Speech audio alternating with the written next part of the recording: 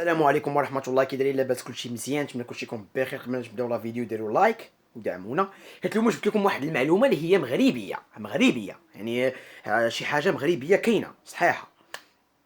دونك انا كنت كندور في سميتو، لقيت واحد المعلومه اللي كنتو كتعرفوها. المغرب المغرب المغرب دولة إسلامية، هي كلشي كيعرفها أنها دولة إسلامية منتشر فيها الديانة الإسلامية والعقائد ديال الرسل والأنبياء وداكشي الآخر. إذا الدولة يعني سميتو المغرب غيكون فيه مدن غيكون منتشر فيها الإسلام. دونك غناخدو مراكش فيها الإسلام. اللي يجي يقول لك فيها الإسلام وداكشي. مراكش غنقول لكم هنا كاين بزاف د الحوايج هنا.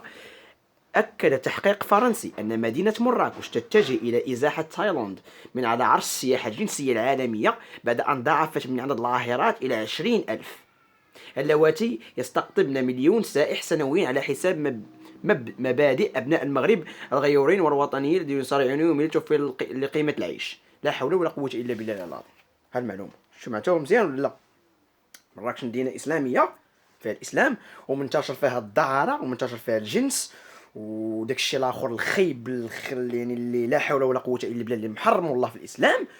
كما كتشوفوا قال لك ضاعفت من عدد العاهرات ديالها الى 20,000 عاهر، وهاد العاهرات هادو يستقطب مليون سائح سنويا. لا حول، يعني دوك مليون سائح تما غيجيو هنا غيمارسوا الدعاره.